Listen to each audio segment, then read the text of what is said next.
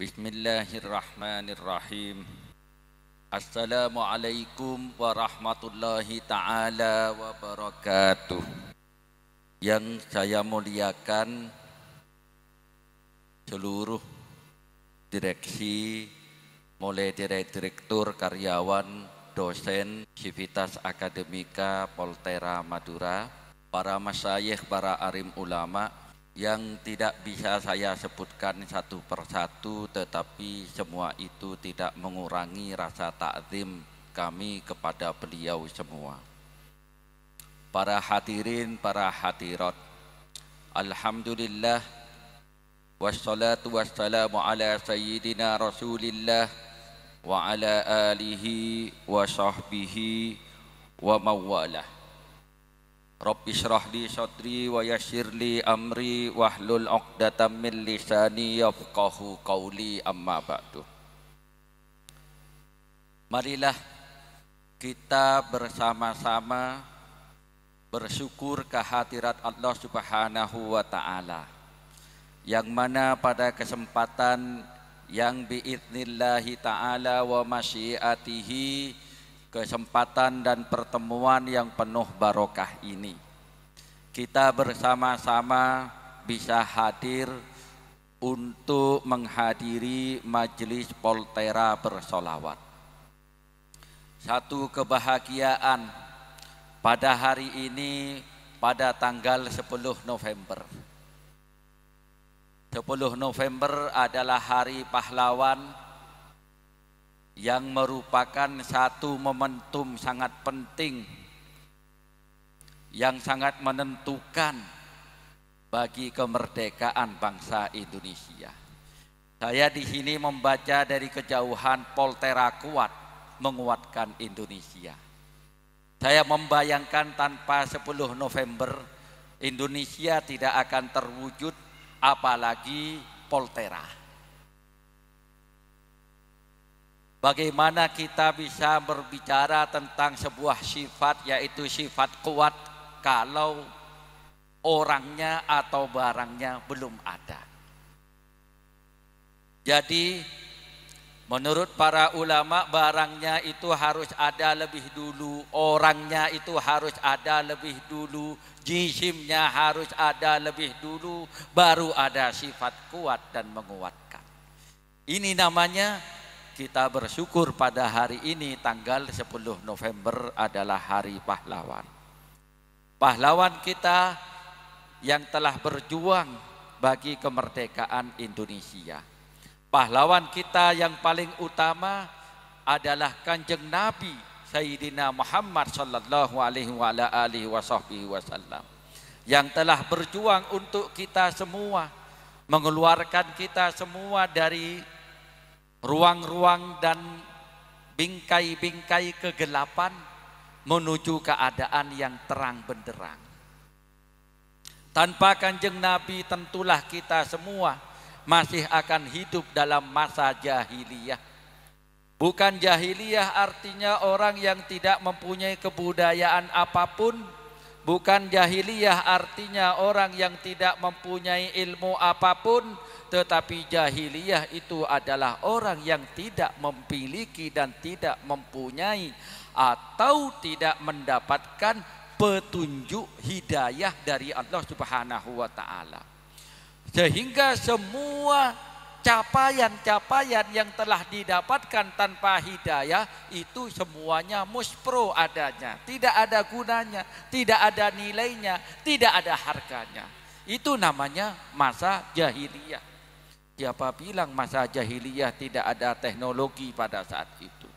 Siapa bilang pada masa jahiliyah tidak ada ilmu, tidak ada literasi pada saat itu? Siapa bilang pada masa jahiliyah tidak ada kebudayaan pada saat itu? Tetapi semua kebudayaan, semua literasi, semua ilmu, semua teknologi yang menjadi capaian umat manusia pada saat itu hakikatnya adalah nol besar, selama tidak ada angka 1. Angka 1 itu adalah hidayah, petunjuk dari Allah Subhanahu wa ta'ala yang terang benderang. dan semua itu adalah berkat pahlawan kita Kanjeng Nabi sallallahu alaihi wa ala alihi wa sahbihi ajmain. Karena itu kebetulan pada saat ini adalah bulan Maulid, bulan kelahirannya beliau. Marilah kita bersama-sama menggunakan kesempatan yang sangat berharga ini untuk memperbanyak sholawat. Kebetulan Al-Fakir pernah ada di Al-Azhar Mesir, menjalani pendidikan S1 dalam bidang akidah dan filsafat di Al-Azhar Mesir. S2 juga dalam bidang yang sama, S3 juga dalam bidang yang sama, mempunyai spesialisasi dalam teologi Islam, spesialisasi dalam logika pemikiran Islam, sosiologi dalam filsafat Islam. Semua itu spesialisasi Al-Fakir. Didapatkan di sana salah seorang yang pernah berguru Al-Fakir kepada beliau adalah Sayyidina wa Maulana Nuruddin Itir. Sayyidina wa Maulana Profesor Dr. Nuruddin Itir rahmatullahi ta'ala alaihi mempunyai guru yang bernama Sayyidina wa Maulana Abdillah Sirajuddin. Beliau tinggal di Halab, di Aleppo, Syria. Aleppo, Syria itu kawasannya sudah hancur total karena radikalisme, karena pemahaman yang tidak benar terhadap Islam. Tetapi alhamdulillah sampai sekarang makam Sayyidina Abdillah Sirajuddin yang pernah Al-Fakir kunjungi ke sana masih tetap baik, utuh seperti semula. Kenapa? Karena beliau pada bulan Maulid, Sayyidina Abdillah Sirajuddin itu mempunyai sebuah gerakan yang sangat sederhana. Gerakan apa itu? Namanya gerakan Aleppo bersolawat. Apa itu gerakan Aleppo bersolawat? Beliau itu meminta kepada seluruh penduduk Aleppo, negara Halab yang ada, kawasan Halab, kota Halab yang ada di perbatasan Turki, sangat dekat dengan perbatasan Turki, kurang lebih sekitar 2 jam 3 jam dari sana. Di sana ada makamnya Nabi Yahya, di sana ada benteng Salahuddin, di sana ada berbagai peninggalan-peninggalan Islam termasuk kota yang sangat tua. Sudah ada sejak sebelum Kanjeng Nabi, di sana sudah ada peradaban pada saat itu. Sayyidina Abdillah Sirajuddin mengatakan bahwasanya tidak ada keselamatan bagi kita kecuali memperbanyak sholawat kepada Kanjeng Nabi. Setiap orang, setiap keluarga yang ada di Aleppo tersebut beliau minta diberi kartu kecil, sampai sekarang masih terdapat di dompet saya. Kartu kecil tersebut berisikan setiap orang diminta membaca 1000 sholawat untuk Kanjeng Nabi, 5000 sholawat untuk Kanjeng Nabi, 10.000 sholawat untuk Kanjeng Nabi, 100.000 sholawat untuk Kanjeng Nabi selama bulan Maulid. Allahumma sholli ala Sayyidina Muhammad. Marilah kita bersama-sama memperbanyak sholawat kepada Kanjeng Nabi. Kanjeng Nabi yang menjadi teladan kita. Pada hari ini kita bersama-sama berkumpul untuk mereaktualisasikan kembali teladannya Kanjeng Nabi. Teladan Kanjeng Nabi sallallahu alaihi wa ala alihi wa sahbihi wasallam dalam pengembangan iptek dengan wawasan imtak. Mari kita bersama-sama bersalawat kepada Kanjeng Nabi yang diriwayatkan dalam sebuah hadis dari Sayyidina Al-Mughirah bin Syu'bah. Beliau bercerita, qaman Nabiyyu sallallahu alaihi wa ala alihi wa sahbihi wasallam. Setiap malam Kanjeng Nabi itu telah berdiri, mendirikan, memakmurkan malam hari dengan sholat qiyam, dengan sholat tahajud. Hatta tawarramat qadamah, sampai kedua telapak kaki beliau menjadi bengkak. Faqila lahu, maka dikatakan kepada Kanjeng Nabi sallallahu alaihi wasallam, ghafarallahu laka ma taqaddama min dzambika wa ma ta'akhkhara. Allah Ta'ala, Kanjeng Nabi sudah mengampuni untuk engkau dosa-dosamu yang telah lalu dan dosa-dosamu yang akan datang di belakang hari. Ini sebuah ungkapan yang sangat luar biasa. Siapa yang mengatakan demikian? Istrinya beliau sendiri. Dalam ungkapan ini ada cinta, ada kasih sayang, ada rasa kasihan kepada suaminya. Sang istri yang tercinta terenyuh melihat keadaan Kanjeng Nabi lalu berkata seperti itu.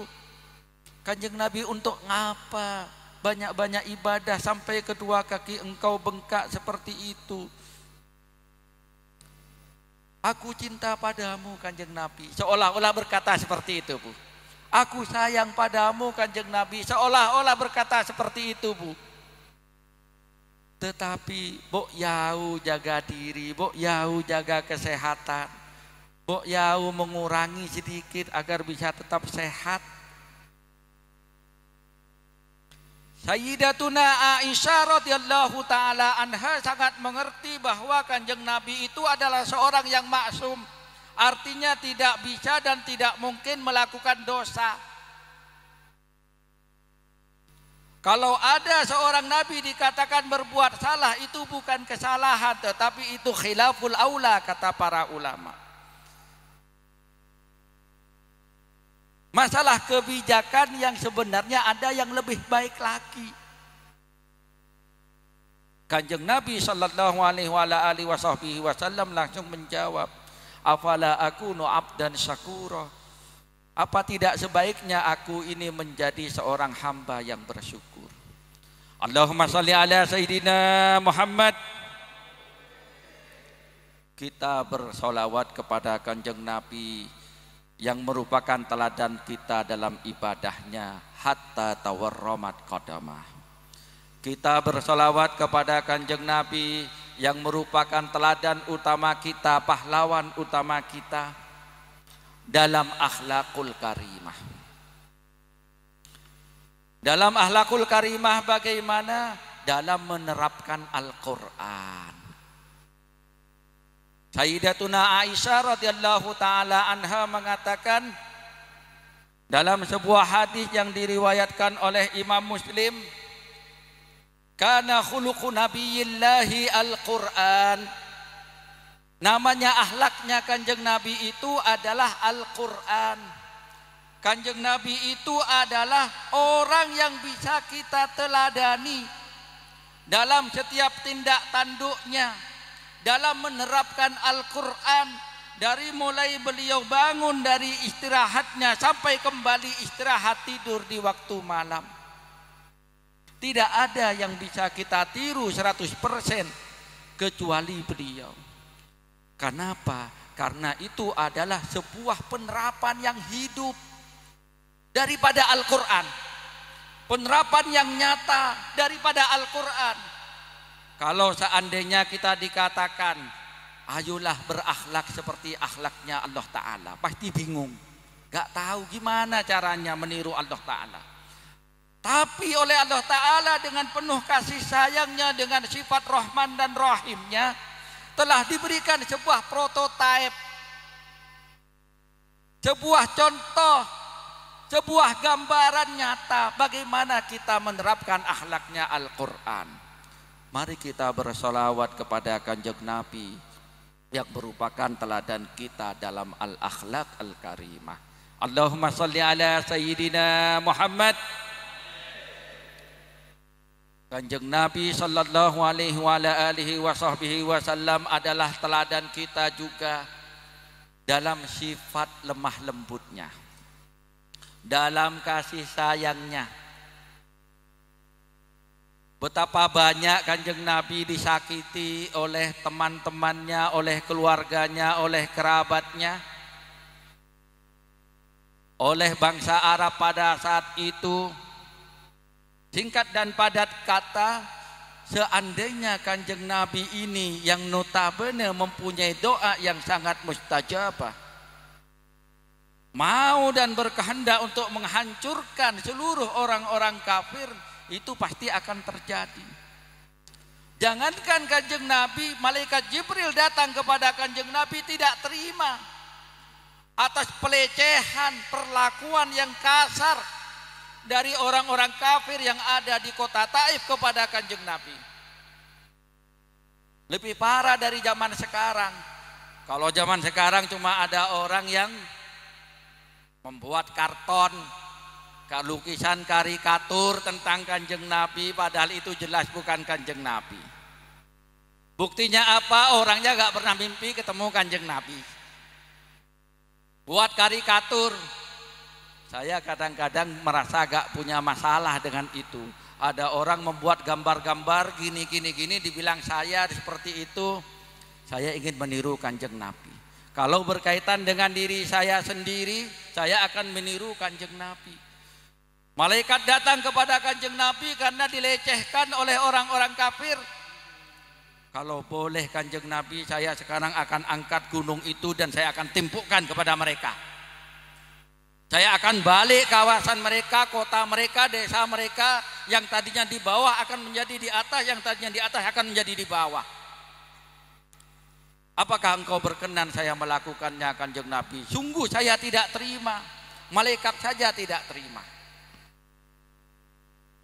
Kanjeng Nabi hanya menjawab dengan sebuah panjatan doa. Allahumma hdi qaumi fa innahum la ya'lamun. Doa itu adalah apa? Permohonan hidayah untuk orang-orang yang telah melecehkan Kanjeng Nabi. Di sini ada 2 poin. Bukan berarti saya mengajak Anda untuk tidak marah, untuk biasa-biasa saja, untuk diam saja Nabi kita dilecehkan. Enggak. Saya hanya ingin mengajak para hadirin, para hadirat, dan terutama diri saya sendiri. Kalau berkaitan dengan diri sendiri, saya akan meniru Kanjeng Nabi, gak penting. Seandainya ada seorang kiai, seorang ulama, dalam hal ini misalnya adalah al-fakir, dilecehkan orang, gak penting. Yang saya akan lakukan adalah meniru Kanjeng Nabi. Berdoa mudah-mudahan orang yang melecehkan al-fakir, melecehkan seperti ini mendapatkan hidayah dari Allah Ta'ala. Tapi sebagai umatnya Kanjeng Nabi, kita meniru malaikat. Meniru siapa? Kita meniru malaikat. Harus marah, harus tidak terima terhadap apa yang dilakukan oleh orang kafir kepada Kanjeng Nabi. Tetapi kemarahan tersebut harus terukur, terkontrol, efektif, efisien, sampai kepada tujuan. Malaikat itu mengukurnya. Setelah mengukurnya, apa kemampuannya? Menimpukkan gunung kepada mereka. Izin kepada Kanjeng Nabi, kebijaksanaannya bagaimana? Kita juga seperti itu. Setelah kita mengukur apa yang bisa kita lakukan sebagai ungkapan emosi kita, kemarahan kita, pembelaan kita kepada Kanjeng Nabi, kita izin kepada Kanjeng Nabi, kita sholat hajat, kita sholat istikharah, kita memperbanyak sholawat kepada Kanjeng Nabi. Apa yang bisa kita lakukan? Alhamdulillah saya mempunyai beberapa baju mereknya Polo. Saya mempunyai beberapa parfum tertulis nama Paris. Saya biasanya minumnya air aqua. Saya mempunyai ini dan itu.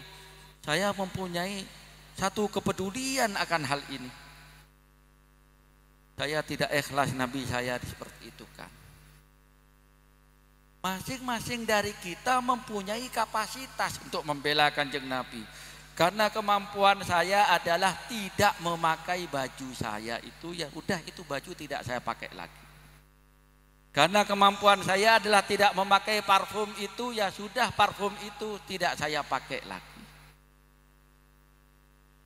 Bukan dengan membuat bakaran-bakaran yang tidak perlu. Ada yang mempunyai kemampuan lebih besar. Ketua ormas-ormas Islam melakukan gerakan dan tindakan yang lebih kuat, yang lebih masif. Gurunda Syekhul Azhar Profesor Dr. Ahmad At-Thayyib mempunyai gerakan. Guru kami di Al-Azhar Mesir, Profesor Dr. Ahmad At-Thayyib Al-Hasani, beliau seorang habib, seorang syarif yang bukan hanya hafal Quran, tapi beliau juga hafal hadis, beliau juga hafal kitab, beliau bisa berbicara dengan 8 bahasa aktif, termasuk bahasa Prancis. Karena beliau salah satu gelar doktornya didapatkan di Prancis. Sekarang beliau menjadi pemimpin tertinggi Al-Azhar. Kemarin didatangi oleh Menteri Luar Negeri Prancis meminta kepada Syekhul Azhar untuk menghimbau umat Islam agar lebih toleran, agar lebih bisa bersikap bijak karena apa yang terjadi dalam masalah kartun Kanjeng Nabi sallallahu alaihi wasallam. Beliau menjawab, mohon maaf, saya mempunyai kapasitas sebagai pemimpin ulama Sunni.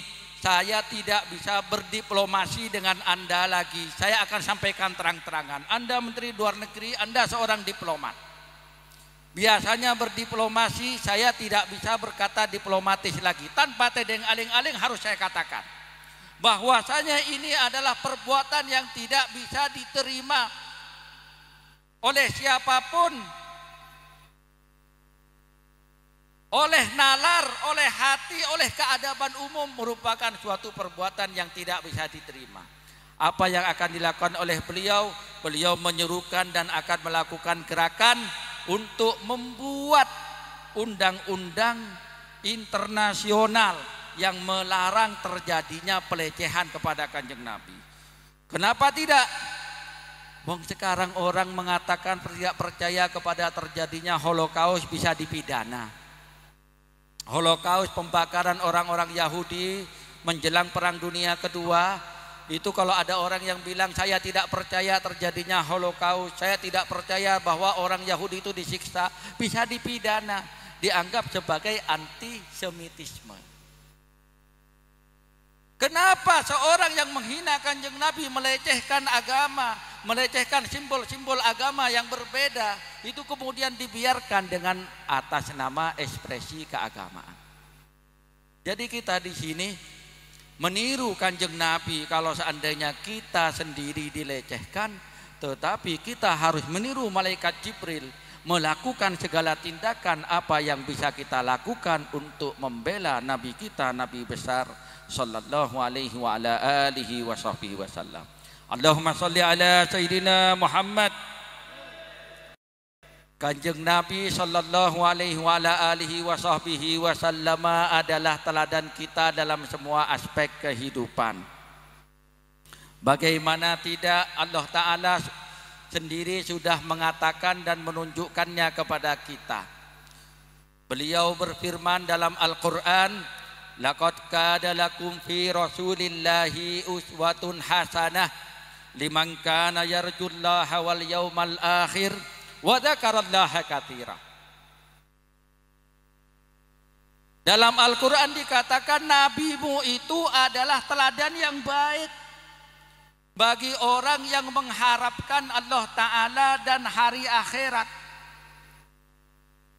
Kita semua ini mempunyai tujuan hidup. Apa sih tujuan hidup kita? Bapak-bapak, ibu-ibu yang kami hormati, apakah kita pernah mengukur bahwa kita mempunyai tujuan hidup? Kita mempunyai tujuan hidup jangka pendek, kita mempunyai tujuan hidup jangka menengah, kita mempunyai tujuan hidup jangka panjang.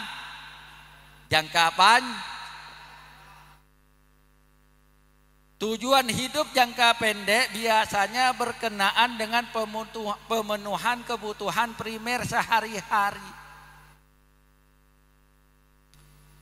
Tujuan hidup jangka menengah biasanya berkenaan dengan keluarga dan anak-anak.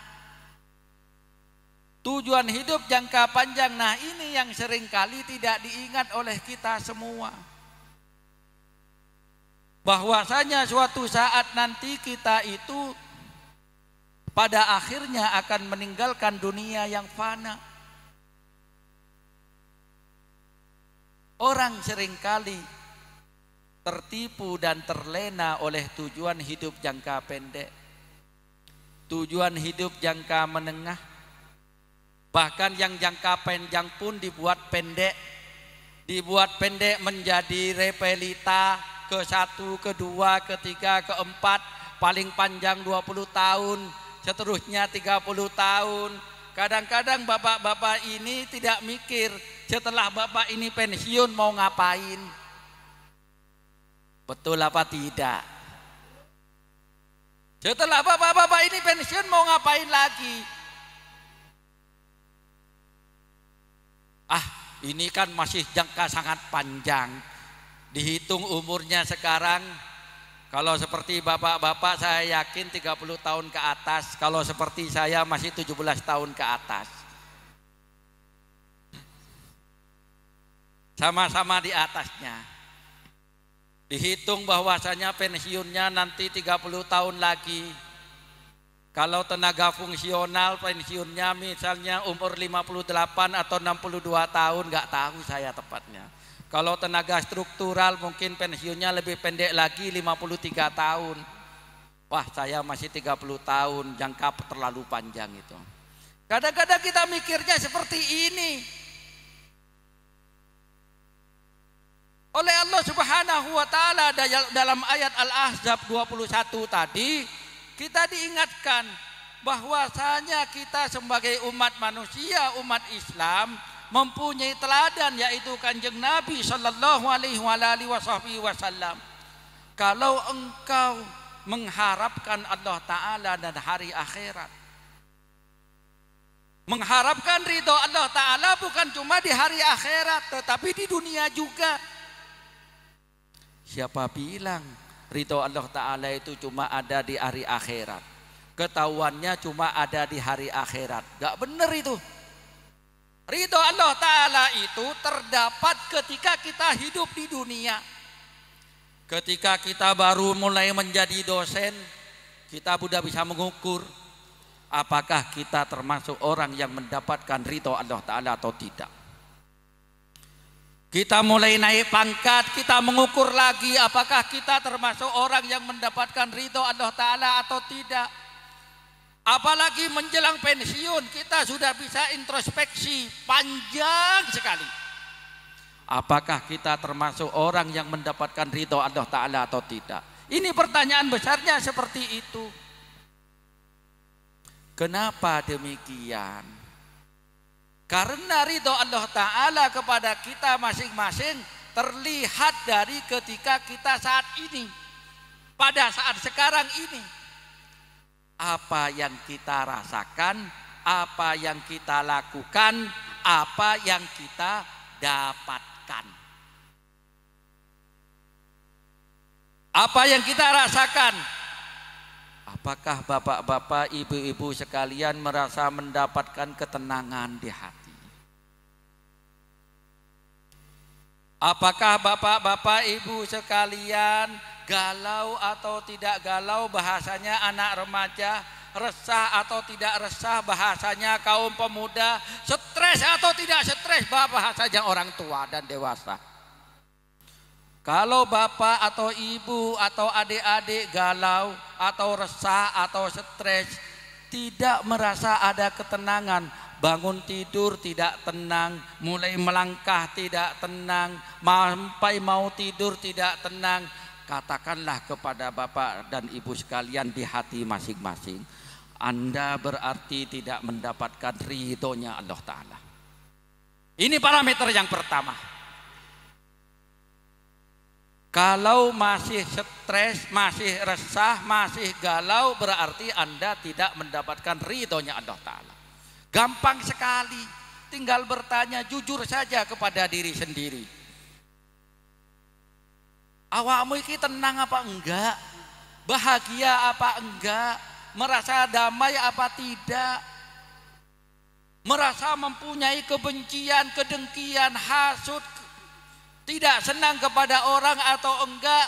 Kalau semua pertanyaannya dijawab dengan yes, berarti bapak ibu sekalian patut berkata kepada diri sendiri, ini ridho Allah Ta'ala masih harus saya cari. masih harus saya dapatkan. Ini terlihat dari apa yang kita rasakan. Yang kedua, ridho Allah Ta'ala terdapat pada apa yang kita lakukan. Kalau perbuatan kita, tindak tanduk kita sehari-hari tidak sesuai dengan petunjuk Allah Ta'ala, malahan yang kita lakukan adalah larangan-larangannya Allah Ta'ala, larangannya Al-Quran, larangannya hadis Nabi, maka sejatinya kita tidak mendapatkan ridho Allah Ta'ala.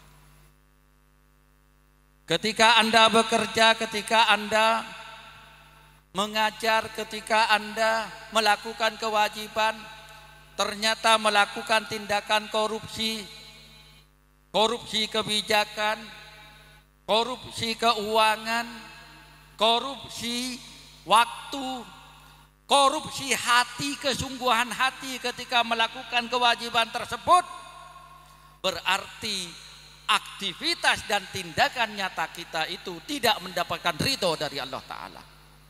Benar ini. Korupsi kebijakan, Bapak Ibu sebagai pimpinan yang mempunyai bawahan ternyata mempunyai kebijakan yang sebenarnya tidak diridhoi Allah Ta'ala.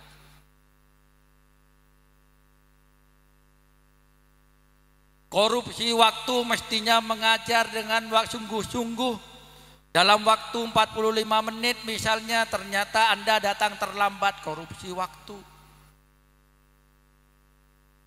Korupsi ilmu, ketika Anda menyampaikan pelajaran kepada mahasiswa tidak dengan sungguh-sungguh dan seharusnya, malah yang terjadi adalah seperti orang dagang sembako.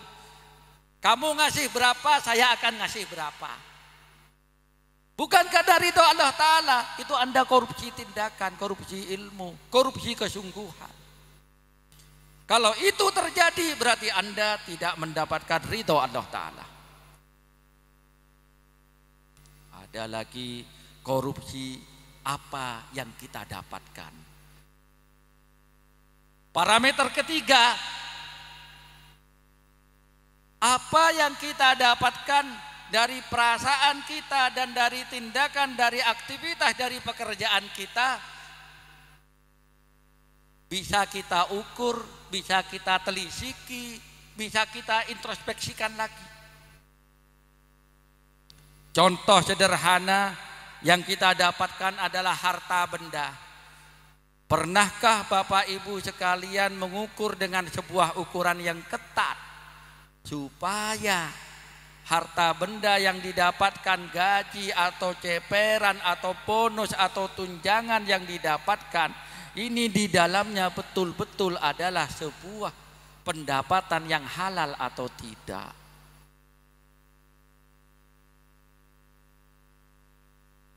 Dan yang kita dapatkan dalam hidup kita sebenarnya bukan cuma harta Bapak dan Ibu, tetapi yang kita dapatkan dalam hidup kita juga adalah pasangan hidup. Yang kita dapatkan dalam hidup kita ini juga adalah anak-anak keturunan. Yang kita dapatkan dalam hidup kita ini juga adalah aktivitas-aktivitas sosial. Diukur semuanya. Lihatlah ke pasangan hidup masing-masing. Kalau ternyata tindak tanduk daripada pasangan hidup tersebut ternyata tidak membuat kita tenang, berarti kita harus introspeksi. Berarti selama ini interaksi saya dengan pasangan hidup tidak mendapatkan ridho Allah Ta'ala. Kalau di hatimu masih ada sedikit rasa resah, sedikit rasa kesel, sedikit rasa perhitungan kepada pasangan hidup, berarti interaksi Anda dengan pasangan hidup bukan interaksi yang diridhoi oleh Allah Ta'ala. Begitu juga anak-anak kita, keturunan kita semuanya. Ketika engkau melihat anak-anak putra dan putri kita, tindak tanduknya sehari-hari diukur dan dilihat menimbulkan ketenangan hati atau tidak, ada kesesuaian dengan ajaran ilahi atau tidak. Kalau jawabannya semuanya adalah no, berarti kita tidak mendapatkan ridho Allah Ta'ala. Dari sini para hadirin, para hadirat kita mengukur bagaimana caranya kita mendapatkan ridho Allah Ta'ala. Kita mempunyai teladan yaitu kanjeng Nabi. Liman kana yarjullaha wal yawmal akhir yarjullaha fid dunya. Mengharapkan ridhonya Allah Ta'ala ketika hidup di dunia. Bukan hanya sekedar mengharapkan surga di hari akhirat. Sebagian orang kadang-kadang hanya mikir, ya inginnya muda foya-foya, tua pangkat tinggi kaya raya, mati masuk surga, belum apa-apa diserempet truk mati duluan. Na'udzubillahi min dzalik. Yang menarik dalam ayat tadi dikatakan wa dzakarallaha katsiran, dan berzikir, ingat kepada Allah Ta'ala dalam keadaan yang banyak. Apa hubungannya di sini? Kenapa Allah Ta'ala itu setelah memberikan petunjuk sederhana kepada kita, bapak-bapak, ibu-ibu sekalian, ikutlah kanjeng Nabi. Allahumma sholli ala Sayyidina Muhammad. Bapak-bapak, ibu sekalian, teladanilah kanjeng Nabi. Allahumma sholli ala Sayyidina Muhammad. Bapak-bapak, ibu-ibu sekalian, jadikan kanjeng Nabi sebagai panutan. Allahumma sholli ala Sayyidina Muhammad. Untuk siapa? Untuk yang mengharapkan ridho Allah Ta'ala di dunia dan mengharapkan kebahagiaan abadi di akhirat. Bapak Ibu dari tadi memikirkan apa yang saya sampaikan. Pertama senyum-senyum, kedua mulai ngernyit, ketiga aduh kayaknya ini mustahil saya lakukan. Betul apa tidak? Jadi pegawai semuanya penuh dengan pat gulipat. Keatasan harus menjilat, ke bawahan kalau gak diinjak ya akan diinjak dan disikut. Betul apa tidak?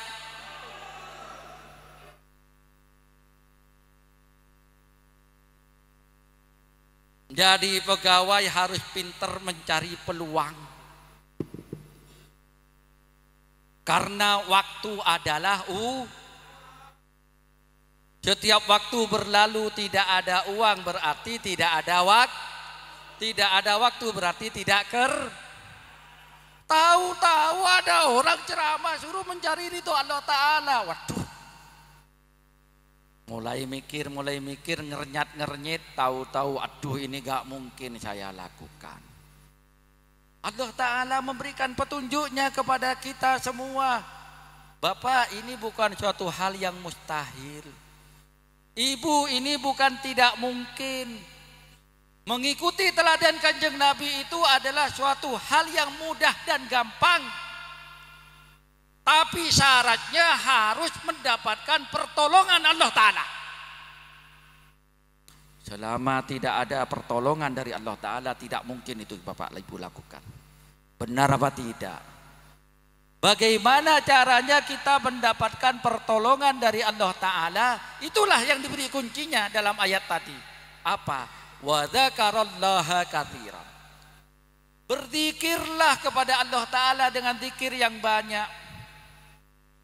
Bapak Ibu dalam suasana kerja, sikut-sikutan dengan teman kerja. Ini sikut-sikutan dalam pengertian yang metaforis Pak Ibu. Maksudnya sikut-sikutan kepenting. Jangan sikut-sikutan tangan, apalagi sikut-sikutan badan. Kalau perempuan rekan kerja itu bukan mahram, haram. Kadang-kadang para kolega teman sekerja terlalu meremehkan hal ini Bapak Ibu. Saya kebetulan di Torjun Darussalam, istri saya mengasuh pondok pesantren unggulan tahfidz dan sains dengan sanad Al-Quran dari Kudus, dari Banten, Dan itu ada program unggulannya Sains yang gimana caranya supaya ada pengembangan kawasan Torjun dan Sampang ini, generasi muda yang akan datang itu bisa lebih baik dari keadaan kita sekarang. Itu cita-cita kami. Ada wali santri, kebetulan pegawai, kebetulan pejabat datang kepada kami, Bapak Kiai, Ibu Nyai, kami nitipkan putri kami, putra kami kepada Bapak dan Ibu Kiai, mohon agar dididik menjadi generasi masa depan Islam Indonesia yang cemerlang, yang berakhlakul karimah, yang unggul sainsnya, yang hafid Qur'annya, yang bersesuai dengan tata krama Maduranya, katanya seperti itu. Ini cita-cita saya Bapak Kiai, cita-cita kami Ibu Nyai. Tahu-tahu pasang status di WhatsApp-nya joget-joget dengan atasan, aduh, senggol-senggolan dengan bawahan, aduh. Bagaimana hal ini bisa terjadi? Ingin punya anak yang soleh dan soleha, bapaknya tidak soleh, ibunya tidak soleh. Apakah itu mungkin? Ya tidak mungkin, susah. Kalau namanya mungkin apa tidak mungkin, ini ada yang namanya al-imkan al-akli, ada yang namanya al-imkan al-adi, bahasa filosofisnya. Al-imkan al-akli itu adalah suatu hal yang mustahil atau suatu hal yang mungkin secara logika akal. Ada yang mustahil akli, tidak mungkin, mustahil terjadi menurut logika dan akal. Contohnya sesuatu yang ada di atas tidak mungkin dalam waktu yang sama ada di bawah juga. Tapi ada juga yang tidak mungkin menurut kebiasaan, kata Imam Ghazali dalam kitabnya Tahafut Falasifah dan dalam Maqasidul Falasifah. Harus dibedakan antara keduanya. Biasanya itu tidak mungkin. Contohnya Anda berjalan tanpa alat apapun di udara, itu biasanya tidak mungkin. Anda berjalan kaki di atas air tanpa alat apapun, itu biasanya tidak mungkin. Kalau Allah Ta'ala berkehendak bisa terjadi. Termasuk hal ini. Kata Imam Syafi'i, tarjun najata walam tasluk masalikahu, inna safinata la tajri alal yabas. Kamu ingin selamat tapi tidak melalui jalannya. Hei, kamu harus tahu namanya perahu itu gak jalan di atas daratan. Ingin punya anak soleh, ingin punya anak soleha, bapaknya tidak soleh, ibunya tidak soleha. Pasang status, siapa yang akan ditiri oleh anak-anaknya? Bersentuhan dengan lain jenis tanpa ada keperluan yang memang mengharuskan, haram. Apalagi goyang bersama, joget bersama. Nah, Bapak Ibu sekalian, kalau dipikir-pikir, semua itu tidak mungkin kita lakukan menurut kebiasaan, menurut apa yang kita dapatkan. Tetapi kalau dengan pertolongan Allah Ta'ala, semua itu menjadi mudah. Mulailah dari zikir, mulailah dari kesadaran. Kalau sebelumnya kurang banyak bersolawat, ayo diperbanyak salawatnya. Allahumma sholli ala Sayyidina Muhammad. Kalau sebelumnya jarang berzikir, ayo diperbanyak zikirnya. Allahumma sholli ala Sayyidina Muhammad. Kalau sebelumnya lebih suka bercanda, ketawa ketiwi, lebih suka WhatsAppan, Facebookan dan semacamnya, ayo dikurangi. Kalau terpaksa Facebookan, WhatsAppan dan semacamnya, usahakanlah berkata yang baik, menulis yang baik, menyampaikan yang baik dengan cara yang baik. Ikuti Kanjeng Nabi, laqad kana lakum fi Rasulillahi uswatun hasanah. Ada teladan di sini. Untuk kita semua, bagaimana Kanjeng Nabi itu bukan cuma substansinya yang baik, tetapi caranya juga baik. Kalau cuma sekedar ingin berbuat baik, semua orang kalau ditanya pasti jawabannya ingin berbuat baik. Betul apa tidak betul? Allahumma shalli ala Sayyidina Muhammad. Kalau ada orang-orang marah-marah di jalan, lalu Anda protes, dia pasti kan kalau ditanya, kamu niatnya baik atau tidak baik? Pasti jawabannya Allahumma shalli ala Sayyidina Muhammad. Tapi pertanyaannya, apakah caranya baik? Kanjeng Nabi sallallahu alaihi wasallam pernah duduk-duduk di satu majelis seperti ini dengan para sahabat. Beliau rutin setiap selesai sholat 5 waktu duduk-duduk bersama para sahabat, berbicara, berbincang, bercengkrama, saling nasihat menasehati, menyampaikan ajaran agama. Tahu-tahu pada saat itu ada seorang Arab Baduy dari kampung, dari padang pasir, masuk ke dalam masjid lalu kencing berdiri. Coba Bapak Ibu bayangkan, dalam posisi kita duduk sekarang ini, tahu-tahu ada yang masuk kencing di depan. Apa yang akan dilakukan? Paling dekat Bapak Ibu akan meninda. Meninda ini bahasa Madura yang diinggriskan, artinya ninda. Akan meniru Sayyidina Umar yang akan mencabut pedang, langsung kurang ajar kamu. Kurang ajar kamu, langsung ingin memisahkan kepala dari lehernya. Tetapi yang Kanjeng Nabi lakukan apa? Diamlah kalian. Beliau meminta beberapa sahabat untuk bertindak. Apa tindakannya? Menutupi orang itu dari pandangan.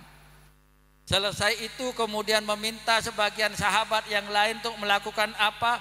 Membersihkan najis yang terlanjur dikeluarkan. Lalu setelah orangnya duduk baik-baik, ditanya, apa keperluanmu?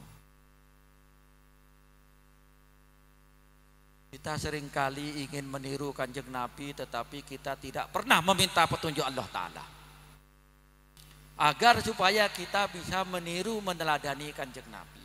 Wa dzakarallaha katsiran, ini sangat penting. Ini satu trik, satu kiat yang mudah. Tinggal Anda lakukan, tinggal Anda jalani, nanti tahu-tahu semuanya akan mengalir seperti air. Allahumma shalli ala Sayyidina Muhammad.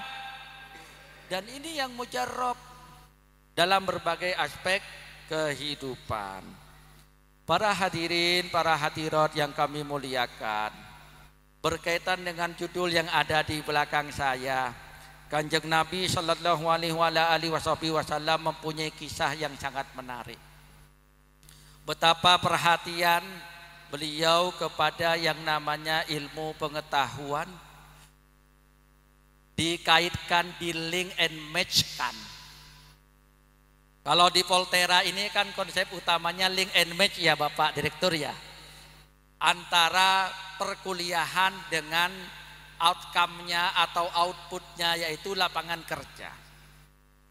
Kalau Kanjeng Nabi melakukan link and match antara apa? Antara iman dan takwa yang diwujudkan, dikejawantahkan, dilakukan, dijalani dalam bentuk zikrillahi ta'ala, dengan yang namanya al-ulum wal ma'rifah wa teknologiya. Selalu ada kaitan dari mulai awal perjalanan, dari mulai lower inputnya sampai kepada output dan outcome-nya. Selalu ada link and match. Anda mulai belajar, berdoa. Anda selesai belajar, berdoa. Anda sebelum mulai dan sebelum selesai belajar, Anda berzikir. Anda mulai dari awal belajar sampai akhir belajar, Anda harus selalu menata hati agar ikhlas. Ada link and match antara proses berzikir dengan proses beramal. Dari situ hasil daripada sebuah aktivitas itu ada hasil yang diberkahi. Kelihatannya kadang-kadang sederhana. Contohnya, satu Kanjeng Nabi mempunyai program literasi, pembasmian buta huruf. Ketika tiba di Madinah, kaum muhajirin yang rata-rata ikut berhijrah, selain Sayyidina Abu Bakar As-Siddiq, selain Sayyidina Abdurrahman bin Auf, selain Sayyidina Utsman bin Affan, semuanya rata-rata adalah golongan menengah ke bawah. Namanya golongan menengah ke bawah biasanya kurang mendapatkan asupan pendidikan yang layak dan memadai. Begitu juga kaum Ansor. Selesai perang Badar, Kanjeng Nabi mempunyai sebuah gerakan literasi, mengajarkan kepada orang-orang tawanan perang agar mengajar anak-anak dan pemuda, remaja dan pemuda membaca dan menulis. Dan ini merupakan sebuah kiat yang mempunyai dua tujuan. Yang kedua, apa hasilnya daripada sebuah gerakan yang sederhana ini?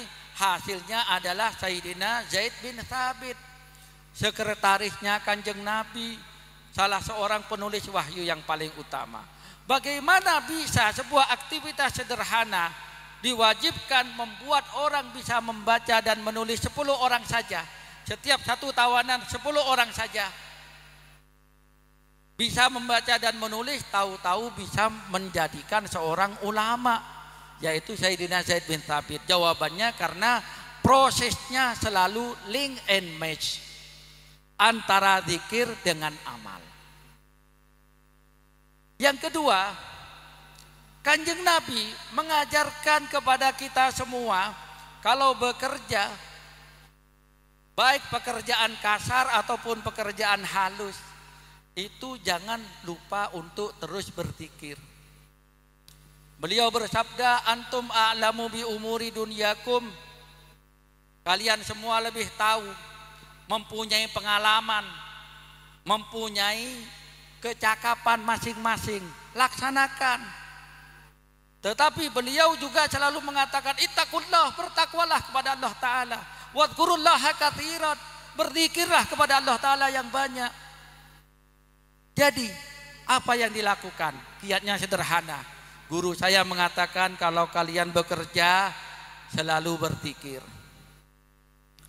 Kalau kurang bisa berzikir, bacalah sholawat. Anda mengerjakan apa saja harus ada link and match antara otak dengan hati. Hatimu berzikir, otakmu berpikir. Dari situ pengalaman, kecakapan, kemampuan, ilmu dan teknologi yang Anda kuasai akan lebih barokah. Yang ketiga, Kanjeng Nabi itu sangat terbuka, bisa memilah dan memilih apa yang bisa kita terima dan apa yang bisa kita tolak.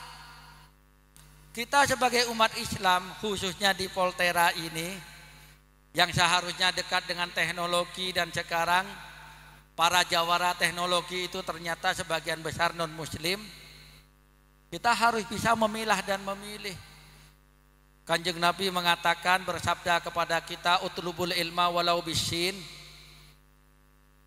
Saya di masa pilpres kemarin ada yang bertanya kepada saya, Kiai, ini masa pilpres, milih yang mana? Nomor 1 apa nomor 2? Memang menurutmu gimana? Kalau nomor 1 ini kayaknya pro Cina, kalau nomor 2 pro Amerika. Saya jawab, itu gak penting. Yang paling penting, bagaimana kamu bisa mewujudkan Islammu di dalam nomor 1 atau di dalam nomor 2. Kenapa yang dari Amerika harus dipilah dan dipilih sesuai dengan sabdanya Kanjeng Nabi? Tidak semuanya baik, tidak semuanya buruk. Yang baik diambil, yang buruk ditolak. Yang Cina juga seperti itu. Yang baik diambil, yang buruk ditolak. Kanjeng Nabi seperti itu. Utlubul ilma walau bisyid. Kanjeng Nabi seperti itu. Ketika sahabat Salman Al-Farisi mengusulkan perang Khandaq, dibuat parit, diikuti oleh Kanjeng Nabi, diamalkan, dipraktekkan oleh Kanjeng Nabi. Allahumma sholli ala Sayyidina Muhammad. Terakhir kita harus mengambil sebab. Jangan seperti sebagian orang datang ke saya, Pak Yai saya sakit perut, minta air. Ini namanya gak ikut sebab. Saya jawab, ya gak apa-apa, saya kasih air. Tapi sampean ke dokter juga ya. Kenapa? Karena ikhtiar itu nak, lahir dan batin. Saya doakan dengan air, tapi kamu harus berobat. Kalau tidak seperti itu namanya tidak mengambil sebab. Akhirnya kita juga harus menghormati waktu. Jangan sampai ada waktu kita terbuang percuma. Ada waktu kita yang tidak produktif. Ini teladannya Kanjeng Nabi. Kenapa umat Islam banyak tidak berkembang? Karena tidak menghormati. Saya ditentukan waktu 10 menit lagi, ya alhamdulillah sebelum 10 menit. Saya mohon maaf apabila ada yang kurang.